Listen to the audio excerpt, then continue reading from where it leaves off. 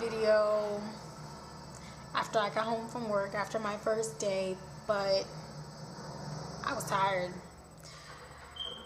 I'm pretty sure that it has to do with the fact that when I was off for that 1 week, I really wasn't sleeping at the same time that I usually do, which is 10:30. I was going to sleep at like 12, 1 o'clock. So it just kind of threw my internal clock off. So the night before I had to go to work for the first day, I didn't go to sleep till like 1 o'clock in the morning. And mind you, I have to wake up at 5 o'clock in the morning. So I was extremely tired when I got there.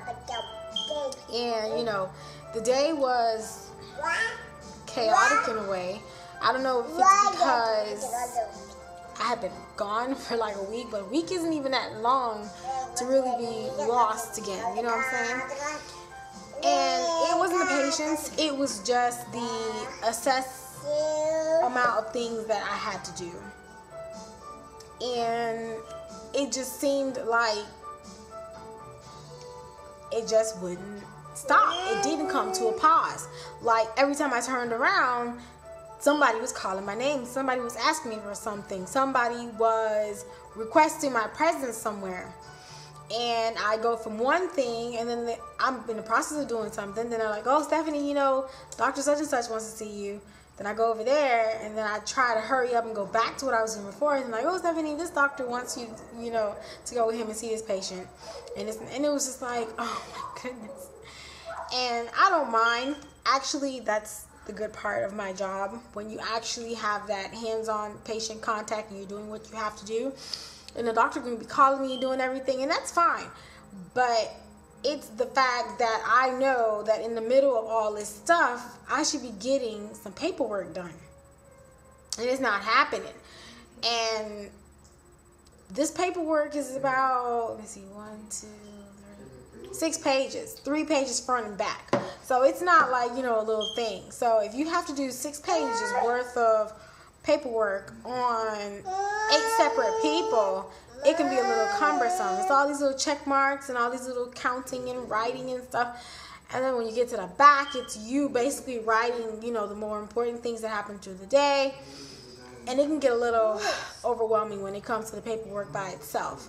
Like literally, if nursing could cut the paperwork down by like a page and a half, it really wouldn't get so crazy towards the end when you realize that you've done everything that you had to do for your patient and all your patients are completely satisfied, but you have hardly touched any of the paperwork parts yet. You haven't hardly written more than a paragraph yet.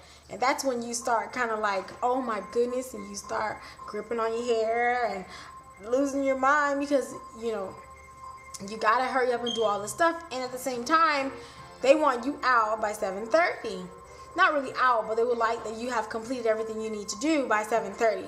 And sometimes just with the paperwork that's left over that you didn't have a chance to complete, you be there till like 8:30. God forbid 9 o'clock, you know what I'm saying?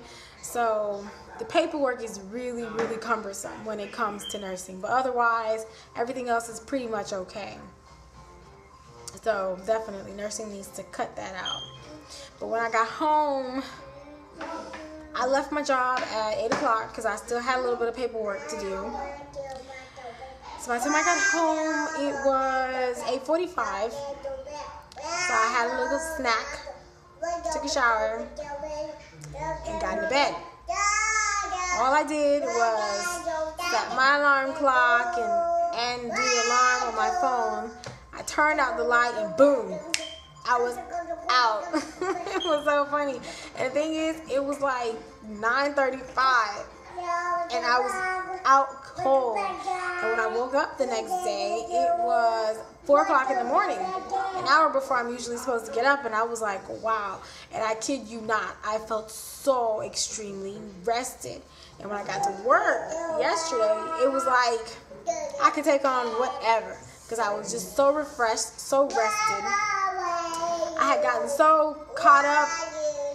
Well, not really caught up. I got actually behind on a lot of things that I had to do when it came to the paperwork, that I literally did not eat lunch. Now, mind you, when I leave my house, I take my breakfast with me. So then I get to my job like 30 minutes before I have to punch in. So at that time, I'm just sitting in my car in the parking lot and I'm having my little breakfast. That is at 6:30 in the morning. I did not eat lunch until 5 p.m. because I was just so busy. I was like, you know what? I'm starving. My stomach is growling. It's embarrassing me at the same time because I'm pretty sure some people must have heard my stomach growling.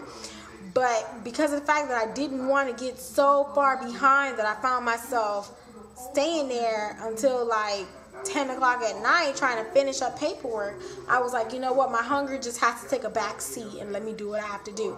So by the time 5 o'clock came around, I had completely made all my patients satisfied. I had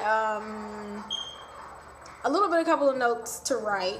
So I was like, this is the perfect time to take my little 30-minute break, have my little lunch, which is really not lunch anymore. It's like damn near dinner. Had that, went back out there, finished up everything, checked on my patients, making sure they were still like satisfied and they were happy and they were comfy. And then I was like, all right, boom, time to go home. So I do apologize that I wasn't able to make the video like I said. So consider this my excuse.